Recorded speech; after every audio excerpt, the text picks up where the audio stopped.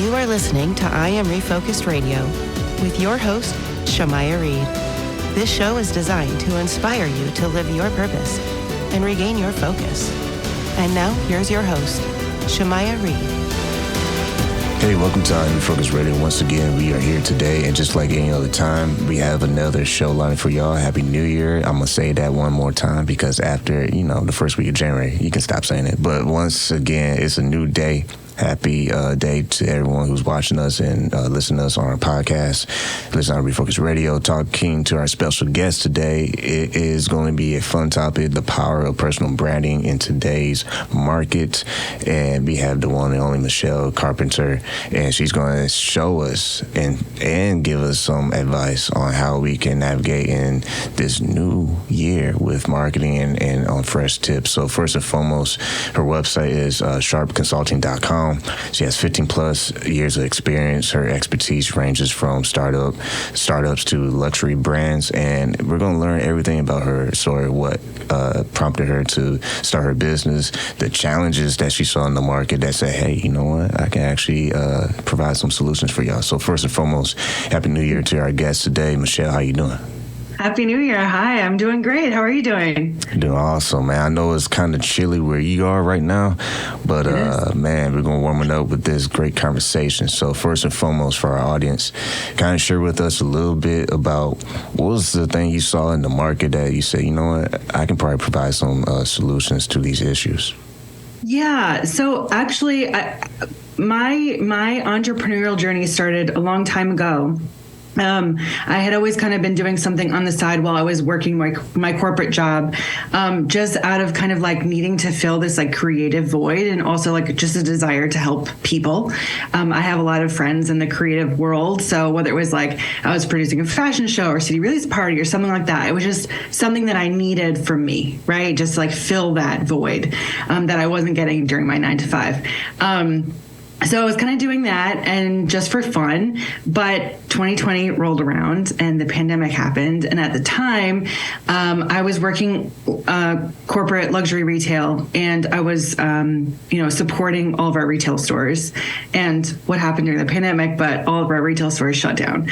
So to throw a wrench into it, I was also pregnant at the time. So I was laid off. My whole team was laid off, and I was in a position where I was like, okay, well, I can either try to get a job in this landscape right now where like everyone's trying to get a new job, because basically everyone that I know got laid off at some capacity. Or I can just kind of take a step back and be like, well, okay, now I have this opportunity that I wouldn't have had otherwise. So I had this like really kind of, I always say it's a blessing in disguise that I had this opportunity to create something.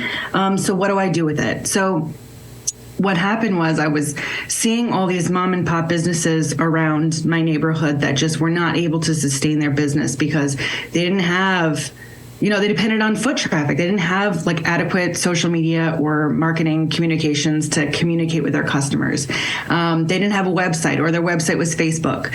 So I just took everything that I knew, my 15 years of experience working in corporations and leading retail stores, and tailored it to their needs so that way they could sustain their businesses a little bit better and make it a little bit not as burdensome considering all that was going on in the world. So helping people with their communications and simple things like reserve online and curbside pickup, things like that. So that's honestly what inspired my business, was just I saw a need and necessity, and I really wanted to help people. I really wanted to help small business. It was really devastating to see the impact that it had on smaller businesses.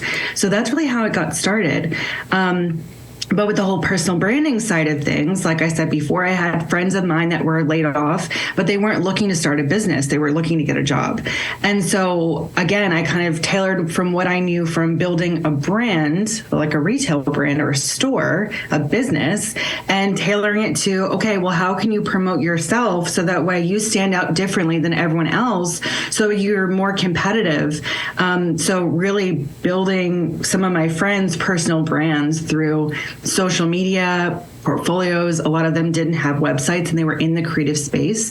So treating them like they were a brand. And so that was kind of I think inspired our topic of conversation today is like how important it is to have a personal brand, whether or not you're an entrepreneur. I want to touch on the fact that you were still ambitious after the fact that you were laid off. Kind of touch on that because there, I'm sure, is someone out there who might be going through that right now. When you get laid off and you lose something that you kind of depended on for a while, that has to be a little scary at first, especially in how aggressive the market is as far as competition. Everyone's trying to get back on the wagon, so to speak. So kind of touch on how you were able to focus during those difficult times of getting that national great news. Yeah, I mean, talking about it now, it sounds like it was easy to do because I lived through it. So I can look back and reflect. But in the moment, it was awful. It's like, I had never not worked since I was like 16. I started babysitting and then I was, working in retail, like at a store. And I just always worked and I always was able to support myself because I was so dependent on my job. And then when you lose that and it's so unexpected, it's kind of like, it's such a shock. It's such a shock, especially I was preparing to start my family. But what I've learned through this process, well, all throughout my life, but really more specifically in the last few years as being like a full-time entrepreneur, is I just really had to lean into my faith. Like that's what's helped me. I had to grow stronger faith in myself, stronger confidence in myself to say like, I am capable of doing this. And like, I didn't have this dream for nothing. I wouldn't have thought these things unless they could be possible. So just really trying to stay positive, even when it's really hard to not stay positive. I know we all have days like that, but just really trying to keep your eye on the goal. And I've also learned too that, when something like this happens, to see it as like a sign and try to accept it because it's a redirection to something else. Same way it goes to like if you had a job interview and it didn't go your way, you thought 100% you had it, right? It was like you had it in the bag, it was yours, and then they're like, I'm sorry, we decided to go in a different direction, or we offered it to someone else, or whatever. It's devastating because you thought you had it, right? But in hindsight, when you look back, I think those are all redirections. Those rejections are redirections because then what came out of that was probably something better that you weren't planning on. So, I think it's just really having strong faith in yourself and confidence that, any little sign that happens, just kind of go try to go with the flow and be flexible, because if you try to control things so much and when they don't go your way, it's really devastating. And I think it's harder to come back and bounce back from a setback. So try to just be like, you know what, that happened, and let's just see what we're going to do next. Like, let's just roll with it. It's a lot easier said than done. It takes a lot of practice, but it's possible. You listen on Refocused Radio, talking to our guest today. We are talking about the topic, the power of personal branding in today's marketing. Go to her website, charpconsulting.com. Michelle, when you look at your college experience and education and how that paved the way as well, giving you the skill set to be in the market, how did that kind of help you fine-tune the whole personal branding? Yeah. So if you're talking about college, I initially went to college. I thought I was going to work at a record label. I wanted to be A&R. I wanted to scout for talent. That was my dream. But I started college at a time where people were really starting to make their own music on their MacBooks. And so the industry was changing. And so then I had to accept that the industry was changing and kind of pivot myself. And so my degree is in arts and entertainment media management. I ended up having a focus on fashion show production and special events. And I really just took, I took advantage of every opportunity that I had. Any club or activity that was kind of like similar to what I was trying to study or that I thought would be interesting rather, I tried. And all of those experiences helped just hone different skills, establish relationships. Because what happened is when I launched my business, what do? You tell everyone that you know. And part of my network were my professors. Some of them I had great relationships with that even still today I'm in touch with. My first client actually was one of my old professors.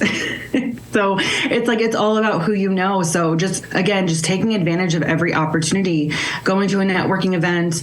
I mean, just be open-minded. You don't know who's going to be there. But if you kind of go into it, I think with I got to sell myself, it's going to be hard and it can be awkward. But if you just go hey, yeah, great to meet you, just trying to have a good time.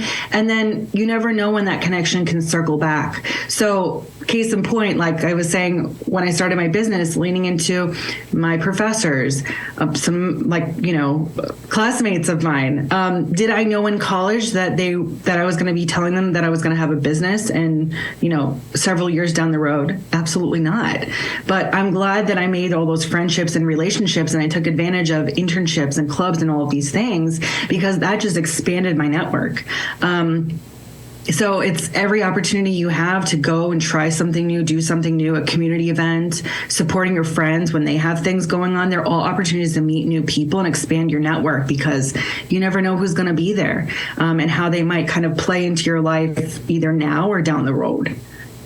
And the key thing you mentioned is overall theme is building those relationships. Like when you talk about your professor end up being a client, I mean, clients are not easy to find sometimes. And I would say a lot of times, especially in the beginning when you're in the first stage of trying to get out there and trying to get people aware of what you're capable of doing. And you get a lot of frowns sometimes, who's this person? Why are they trying to talk to me? What's up? Why all of a sudden you want to talk to me now? But all jokes aside, is you have to put yourself out there, but it's on the foundation of how you are building these relationships over time, because you might plant these seeds today and you don't see the harvest. You want that microwave success. Every entrepreneur's dream is to, make a wish and all of a sudden their email is flooded with paying clients. That's not how it usually works. Yeah. So for the audience, kind of touch on why having the gift of building relationships will help you along the way, especially long term. Oh, 100%. Because that's all that it is. I mean, people buy from people, and people buy from people that they trust, So, if I see someone talking about something online and they're selling something, the likelihood of you just throwing your money at them, is kind of unlikely, so you follow them and you hear what they have to say and you like their stuff, and maybe you turn into their podcast, maybe you go join a webinar, maybe you go to an in-person event. They have all these different touch points, and then over time they've established their credibility, you've established trust with them, and then they'll be willing to take a faith. So it does take time. That's why just showing up and being consistent is so critical. And not being discouraged, because they do take time, and I don't think that there is a one-size-fits-all blueprint, because if there is, then everyone would be doing it and everyone would be a multimillionaire, There are certain tips and tricks that are kind of tied and true, for sure. There are best practices for sure, but your business is different than my business, even if we're doing the same thing, because your goals are different than my goals. My experiences are different than your experiences, and your dream customer is probably different than my dream customer, So that's why I don't believe in all this competition. Yes, okay, there's competition, but I think it's so much better when we can work together and build each other up, because for the same examples that I just said, my end goal is likely not the same as yours, and the things and the projects that I want to work on are likely not the same as yours. So even though we could be working on the same things, similar things, I should say, and offer similar services, our outcomes are generally very different. So I think there's just so much power even in community of like-minded people that are trying to work towards the same things, because it's just, again, the power of community and networking, relationship building, it all plays a huge part. There have been times where I've found a customer that I wasn't even at a professional event. It's like a friend of mine was like, hey, you should meet so-and-so because they're doing this thing and you'd be really great to help them. Like, you guys would get along so well. Like, that's something that you would love their personality. Like, you guys would get along so well. You guys would work well together. And that's how that kind of happens and unfolds. But it does take time. It does take time, and it can be hard sometimes. It's a process. Keyword process. Once again, listen to our Refocused Radio, and you're watching us online and listening to us on our podcast and radio. Talking to our guest today, Michelle. You know, her website is charpconsulting.com. Talking about the topic, the power of personal branding in today's market. And I want to talk about the process, because the other thing that is part of personal branding is storytelling. That's what's really awesome about this platform, is that we give people a voice, give people a chance to kind of say what is their experience and what their life wisdom has allowed them to not just be successful, but to lay down the blueprint for others to be inspired. And I want to say what you said about competition, because I believe the same thing. Competition is a process, but if you think about it, we all are kind of doing a foundational thing that makes a business great, and that is serving. It doesn't matter what industry you are in. The key thing you're going to be doing for clients is serving them, whether it's serving a product, serving some kind of service, whatever it is, you're serving, and that in itself is a process that we fine-tune along the way. Mm-hmm. Yeah, absolutely. I mean, whatever kind of business, I mean, even if you don't have your own business, like, again, just thinking about yourself as personal branding. I was giving I was a guest speaker at the college that I went to, Columbia College. I serve on their alumni board as well. And I had the pleasure of speaking with one of their graduate classes rather. And I was like, you know, even if you don't end up starting your own business and you work for some, like, that's totally acceptable as well, right? But, you know, you have to consider that when you're working cross-functionally, like that's like internal customer service, right? So like how you treat like your subordinates, how you treat people that are leadership above you, how you treat, you know, someone that's in a different department, how you work, like I said, cross-functionally before, but seriously, it all matters, and it's all part of customer service and a representation of yourself and your personal brand. Because what happens is one day you're going to say, you know what, I don't really want to work here anymore. I want to go, I need, you know, I want to raise, or I want to find a different position, or whatever the case may be. There's a million reasons, right?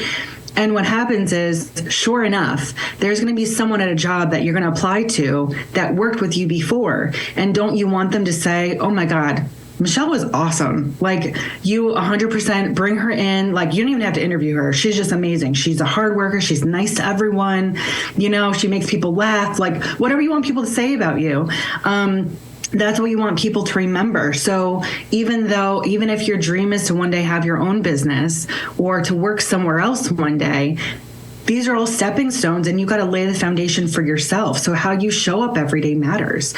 When I was at another luxury brand, I was facilitating a sales conference, and something else that we reminded our sales associates is, when you run down to the bodega to get your breakfast or your coffee in the morning, you're in the neighborhood that you work. So your clients might be in the neighborhood. They might be at that bodega. So keep that in mind. Like, you're always kind of on, like, how you're representing yourself, how you're interacting with strangers, how you're, you know, did you hold the door for them when you walk through the store? Like, it's like simple things like this. Always be mindful of that, because you never know. Like, you never know how someone in your life can lead to something else in your life. So I think it's just that acts of kindness, and just be mindful of how you're representing yourself. Man. Okay, so that is something that I think people should rewind the tape, if I can go old school, and you need to listen to this podcast again, because what she just said, I think it just it seals for 2025 because kindness is key to everything. And I like how you said you never know when the person that comes into your life is going to lead you to the next person that's going to bless your life. And I want to say a quick 30-second story real fast. When we talked earlier before we started recording, I was telling you about my experience on my website crashing last night. And it's because it was like a ton of traffic. And so it literally broke the website. And kindness is key. Because when I was waiting and everyone's favorite time listening to that musical instrumental, and it's like, I know y'all busy, but because in our mind, we're like, emergency. My site is broken. I need this thing because it looks bad when it's down, especially if it's for a long period of time. So it's funny. In that moment, we are just selfish because it's like, that's my baby, that's my website, oh my gosh, and my business, got all these thoughts going ahead, like, hurry up, hurry up, hurry up. And I was like, you know what? Let me just be nice to the person that's going to help me, because depending how nice I am, they might do some favors and like try to speed up the process. 100%. And at first, I was just like frustrated because the first person, I went through 3 people too, by the way. First time, I was like, oh man, like I just need help, blah, blah, blah. And they was trying to explain the situation, but I was like, well, skip that. What I really need is this site to come up. Like, let's do some miracle or something and make this site come back up. Yeah. And then I had to catch myself because I'm like, you know what? From their perspective, they're doing what they can with the information they have. So communication is key. Kindness is key. Long story short, when I got to the third person, I was like, you know what? Let me be super nice. And so I bragged on the first 2 people that were helping me because they had to do their own part to find out what was going on as well so that everything matched and they can help serve me. So when I got to the third person, long story short, I started bragging on the first 2 people.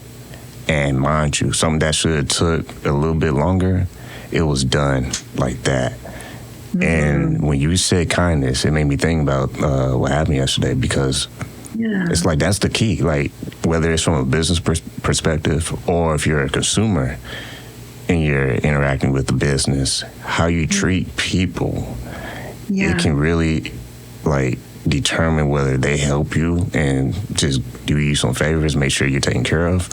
Yeah. Or it's like, hey, bump this. You don't come at me with the heat. Guess what? Good luck, buddy. So I think that's a good message. Absolutely. And also with brand loyalty, right? Like I feel like that's your website provider. There are so many options, but probably keeping in mind the experience that you had and how quickly they were able to just respond to you and take care of you, then you're probably like, you know what? Like, should something happen again in the future, I know that they were able to take care of it and I appreciate how they handled it. So I'm going to remain loyal to them. And so it really is all about kind of how you make people feel. And tying it back to personal branding too, I think a lot of times when we're starting our own brand, it's hard for the new audience to get connected to the brand because it's not a person. You know, so that's why as an entrepreneur, you have your business, sure, but you've got to remain the face of your brand, or someone's got to be the face of your brand because there needs to be some humanness to it because I'm going to sell my brand based on me, like my personality. My brand has a voice, of course, but my brand's not walking around town like I am. Like I'm going to represent my brand. So that's why that matters. So even on your phone call, like you're representing your business, like, you know, and so I'm sure they got the phone. They're like, guess who we're just talking to? I can't believe I just had them on the phone, right? Yeah, it's like I always get all the time. I always get all the time in the elevator because at the studio that I record at, I always meet people, new people all the time. They're like, wait, is that your real voice? And it's like, you know you be good at radio. And I'm like, wait, that's a 3-hour episode, man, but I'll keep it in 30 seconds. Yes, I do radio. And it's funny because tying back to today's topic, personal branding, that's what this show is all about. Like when we have people like yourself on the show, you're connecting with our audience, and it's all about that personal human touch. We talk about AI, that'd be another episode. I might have to have you back on and get your thoughts on AI, because we recently have been using AI tools to enhance the whole experience. Because I've talked to a lot of people who, I should say a lot of people, disclaimer, I talked to some people who are pretty well respected in the AI community, and they're teaching people how to use AI tools more so to enhance their brand versus like, oh, let me just plug and play and let it do all the work, and then magic tricks, I have, you know, everything going viral on social media. And that's a trend that I feel is going to crash and burn, because the ones who actually use the personal branding technique and marry it to AI technology, those are the ones who are going to thrive, because now you're using AI as like your business partner. It's like, okay, I need a whole team of these different resources with artificial intelligence, and I'm using it to more enhance my actual personal branding versus just trying to make it do all this stuff, and all of a sudden I have like 20,000 videos I can post on Reels, and that's going to be my let me go viral moment, and that's not going to be the case.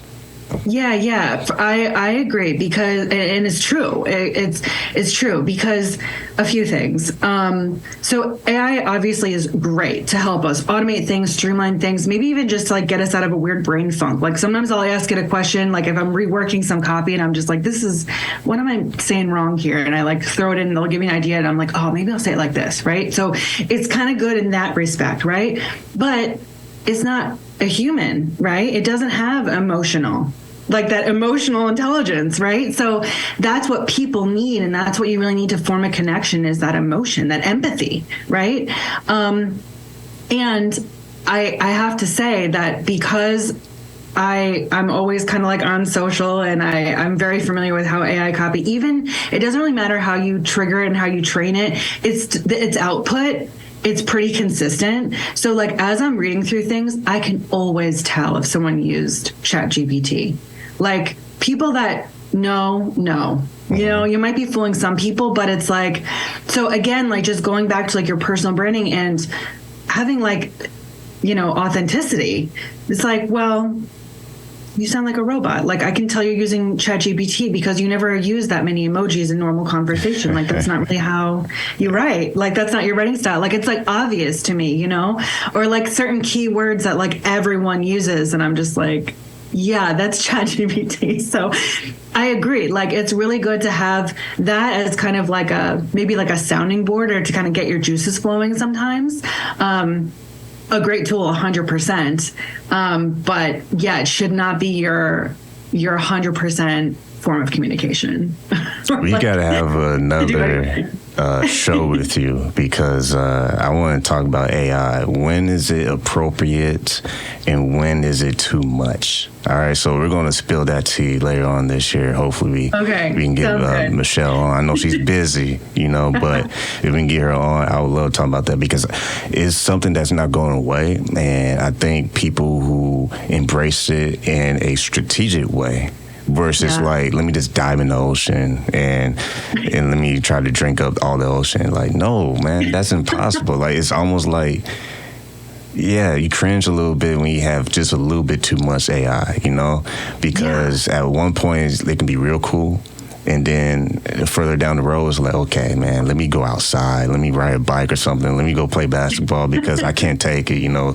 You go in the rabbit hole. It's too much. You know what's crazy? The video AI is very interesting, but too much of it, though, it's like you see eyes just going every which way, and it's like, okay, nah, enough, man. I need to FaceTime somebody. This is crazy, man. But no, I know. The first few times I saw that, and I was just like, wait a minute. I'm like replaying. I'm like, is that real? Yeah. You know, and sometimes always look at the eyes and the mouth. It's so believable sometimes, you know? Yeah. And then you go to the comments and people are like, this is fake. And I'm like, okay, I thought so too. Yeah, because you know, you already know, like, if you're not in the AI world, like, trying to mess with it, the easiest way you know it's AI is pay attention to the teeth and the lips and the eyes. Yeah. You see anything that's kind of messed up is definitely AI. It's getting kind of scary because it's actually getting pretty good, but time is already running out. So once again, went by so fast. fast. I know, right? That's I could talk to you all day.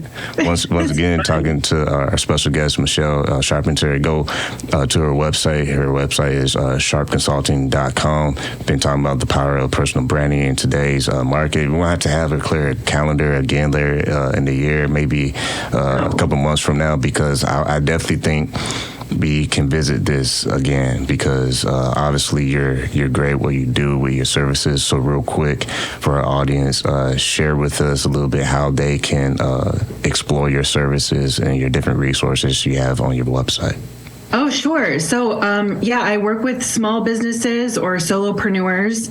But yeah, go to my website, or I'm on LinkedIn, Michelle C. Charpentier. I'm always happy to chat with people. So don't let that hold you back. Like, if you just want to connect and chat, like, please reach out. I'm not gonna try to sell you anything. Just let's chat, let's connect. And then if it goes on from there, it goes on from there. But I'm always happy to connect with new people, answer any questions. If you're thinking about starting something, just start it. Like, if you just need that boost of encouragement, give me a call. Well, like I always want to say to our guest today, Michelle, thank you for your time. Thank you so much. This was so much fun.